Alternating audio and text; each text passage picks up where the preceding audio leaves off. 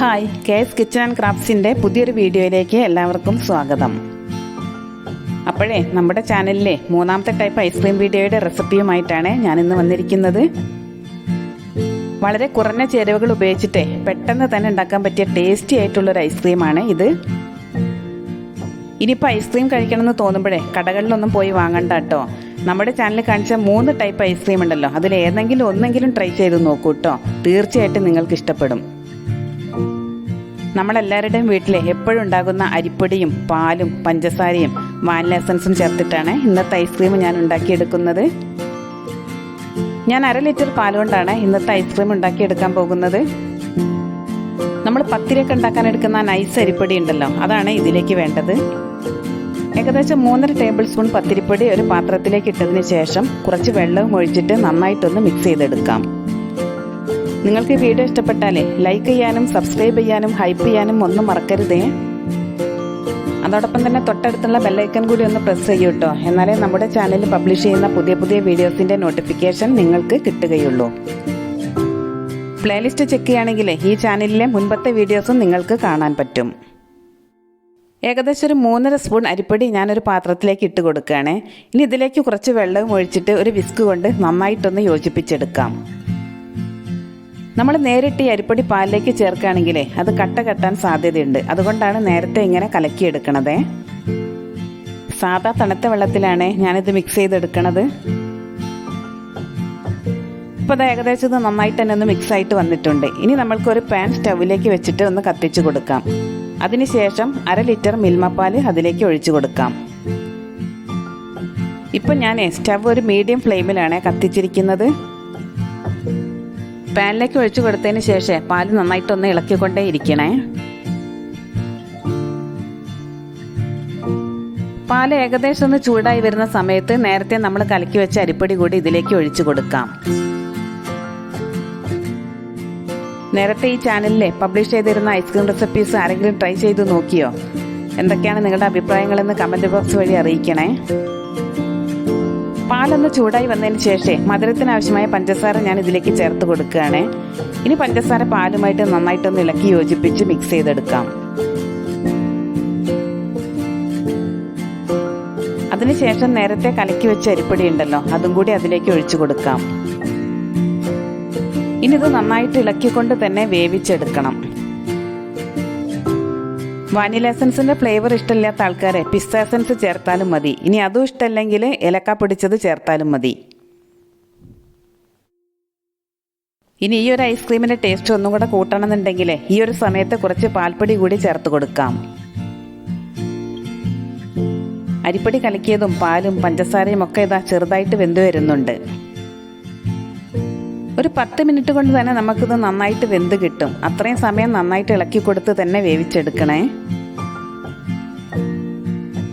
ഇനിയിപ്പോൾ നിങ്ങൾക്ക് ഐസ്ക്രീമിൻ്റെ ക്വാണ്ടിറ്റി കൂട്ടിയെടുക്കണമെങ്കിലേ ഇൻഗ്രീഡിയൻസിൻ്റെ അളവും കൂട്ടിയെടുത്തോളൂ കേട്ടോ.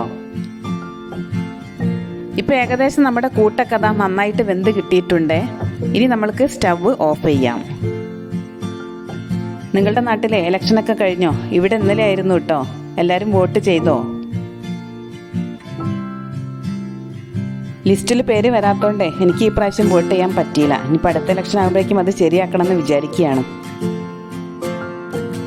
സ്റ്റവ് ഓഫ് ചെയ്തതിന് ശേഷം നമ്മൾ വേവിച്ചെടുത്ത മിക്സ് ഒന്ന് തണുത്ത് വരുന്നത് വരെ വെയിറ്റ് ചെയ്യാം. ഈ ഒരു ഐസ്ക്രീം ഉണ്ടാക്കി നോക്കിയതിന് ശേഷം നിങ്ങളുടെ അഭിപ്രായങ്ങളും നിർദ്ദേശങ്ങളും ഒക്കെ കമൻറ്റ് ചെയ്യാൻ മറക്കണ്ട കേട്ടോ. ഉണ്ടാക്കിയതിന് ശേഷം ഫ്രീസറിൽ സൂക്ഷിക്കുകയാണെങ്കിൽ 2-3 ദിവസം കേട് വരാണ്ടിരിക്കും. നമ്മൾ പുറത്തൊക്കെ പോയി വരുന്ന സമയത്ത് പെട്ടെന്ന് തന്നെ എടുത്ത് കഴിക്കുകയും ചെയ്യാം. കുട്ടികൾക്കൊക്കെ ഉണ്ടാക്കി കൊടുക്കൂട്ടോ, അവർക്ക് എന്തായാലും ഇഷ്ടപ്പെടും. ഇവിടുത്തെ സ്ഥിതി അത് തന്നെയാണ് കേട്ടോ. മക്കൾ പെട്ടെന്ന് തന്നെ കാലിയാക്കും. നമ്മൾ വേവിച്ചെടുത്ത മിക്സേ നന്നായിട്ട് തണുത്ത് വന്നിട്ടുണ്ട്. ഇനി ഇതൊരു പാത്രത്തിലേക്ക് ഒഴിച്ചതിന് ശേഷം അടച്ചു വെച്ച് ഫ്രീസറിലേക്ക് വെക്കാം. ആദ്യം ഒരു 2 മണിക്കൂർ ഞാനിത് ഫ്രീസറിലേക്ക് വെച്ച് ഒന്ന് തണുപ്പിച്ചെടുക്കുകയാണ്. ഈ ഒരു മിക്സേ ഈ സമയത്ത് തന്നെ വേണമെങ്കിൽ മിക്സിയുടെ ജാറിലിട്ട് ഒന്ന് അടിച്ചെടുത്തിട്ട് ഫ്രീസറിൽ വെക്കാമേ. ഞാനിപ്പം തണുപ്പിച്ചതിന് ശേഷമാണ് മിക്സിയുടെ ജാറിലിട്ട് അടിച്ചെടുക്കാൻ പോകുന്നത്. ഈ ഒരു മിക്സേ ഫ്രീസറിൽ വെച്ചിട്ട് 2 മണിക്കൂർ തണുപ്പിച്ചെടുക്കാം.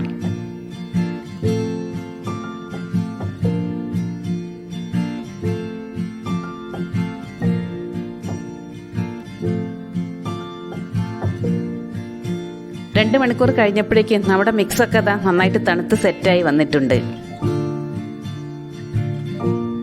ഇതൊരു മിക്സിയുടെ വലിയ ജാറിലേക്ക് ഇട്ട് കൊടുത്തതിന് ശേഷം 1 ടീസ്പൂൺ വാനില എസൻസും കൂടി ഒഴിച്ചു കൊടുക്കാം.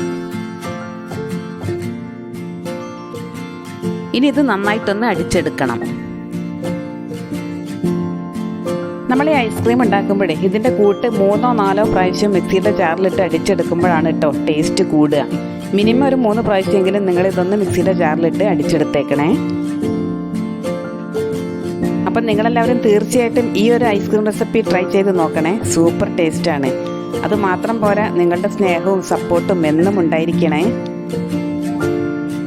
മിക്സിയിൽ അടിച്ചെടുത്ത ഈ ഒരു കൂട്ട് ഞാനിതൊരു പാത്രത്തിലേക്ക് ഒഴിച്ചു കൊടുക്കുകയാണേ. ഒരു മൂടിയുള്ള പാത്രം എടുക്കുന്നതാണ് നല്ലത്. നമ്മൾ ഫ്രീസറിൽ വെക്കണ സമയത്തെ അതിൻ്റെ മുകളിലേക്ക് വെള്ളമൊന്നും വീഴാണ്ടിരിക്കാൻ ഇത് സഹായിക്കും. ഇനി ഈ പാത്രം അടച്ചു കൊടുത്തതിന് ശേഷം ഫ്രീസറിലേക്ക് വെക്കാം. ഒരു 8 മണിക്കൂറെങ്കിലും ഇത് നന്നായിട്ടൊന്ന് തണുപ്പിച്ചെടുക്കണം. ഇപ്പോൾ ഏകദേശം 8 മണിക്കൂർ കഴിഞ്ഞു. ഞാനിതൊന്ന് തുറന്ന് നോക്കുകയാണേ. നമ്മുടെ ഈസി അരിപ്പൊടി ഐസ്ക്രീം സൂപ്പറായി സെറ്റായിട്ട് വന്നിട്ടുണ്ട്. ഞാനിതൊന്ന് സ്കൂപ്പ് ചെയ്തെടുത്തിട്ട് കഴിക്കാനുള്ള ചെറിയ 2 ബൗളിലേക്ക് മാറ്റുകയാണേ. നിങ്ങൾക്കിഷ്ടമാണെങ്കിലേ അണ്ടിപ്പരിപ്പ് ചെറുതായി നുറുക്കിയതും കൂടെ ഇതിൻ്റെ മുകളിലേക്ക് വിതറി കൊടുക്കാം. അപ്പോൾ തീർച്ചയായിട്ടും എല്ലാവരും ഈ ഐസ്ക്രീം റെസിപ്പീസ് ട്രൈ ചെയ്ത് നോക്കണേ.